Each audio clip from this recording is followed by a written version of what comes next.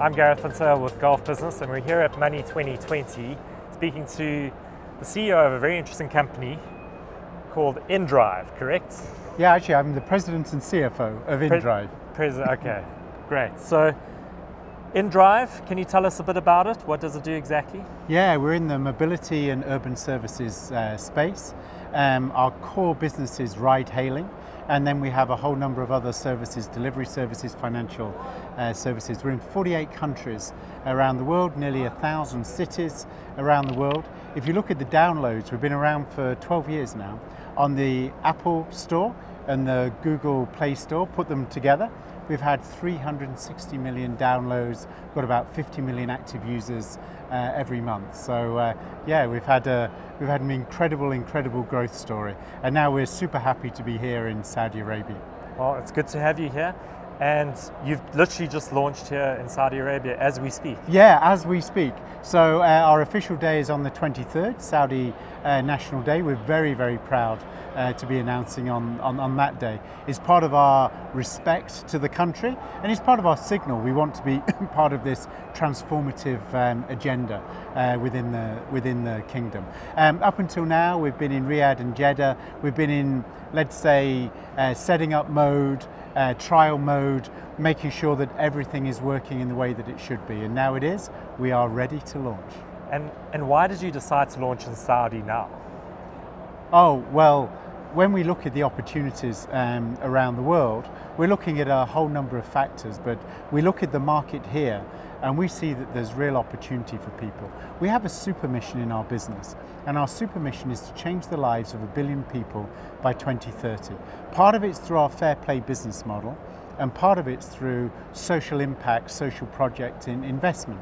And actually, when we look here in Saudi, we think there's a big opportunity for people to get fair value rides at a good price, and also for the drivers to be able to earn a higher percentage of the money that they take for the fares.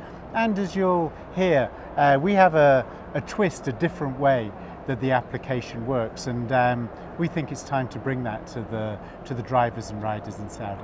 So how do you manage both of those ends of the candle, so to speak? Yeah, it's really interesting. It's very different from what you would see with our competitors. Have you used the application? I haven't. No. Oh, yeah. So have a go. So when you open it, it looks pretty similar to the competitors. Then you put in your point B, like where you want to go, and then everything changes. You get to put in the price you want to pay for that trip. Not decided by an algorithm, decided by you. Then you press submit. The drivers then see this list coming through, and they see where the trip is to. They see the pricing you wanted to pay. They can then decline it if they don't want to go to that place for some reason. They can accept it. They can say, hey, I was already going that direction.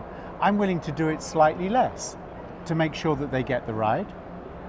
Or they can say, oh, I know this area, no way is that the right price, there's traffic, there's congestion, and they can charge a bit more.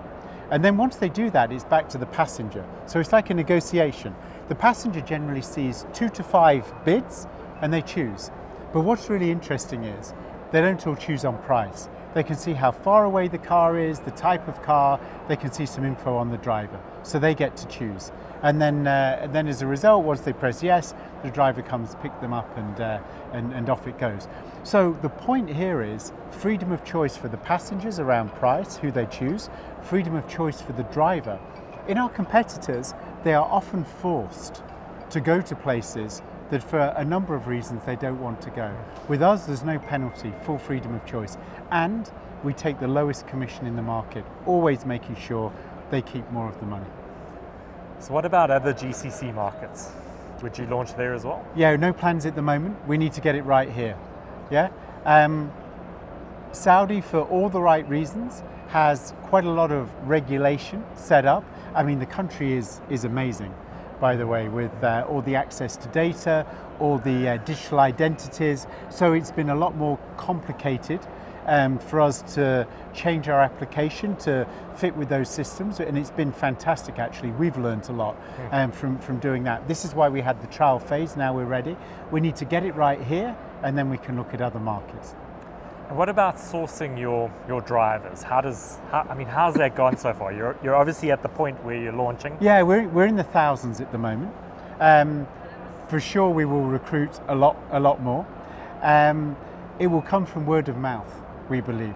So as we expand, drivers will generally talk to other drivers and say, "Hey, I have choice of where I go now. I'm not forced by an algorithm. I retain more of the fare than I did with the others." And this is a very good start. And once we've done this kind of organic growth, then we'll use a lot of different channels to recruit and advertise to the drivers. But the first phase with the passengers and the drivers is very organic. This kind of word of mouth and the difference. Once you've started, when I was in London a few days ago, and obviously we're not in London, and I used one of our competitors, and I'm like, oh, doesn't seem right, So once you start, it's a very good experience. It's certainly a different way of getting around. And just as a last question, so this market here, there are quite a few established players, some of the big names Yep. that we all know about.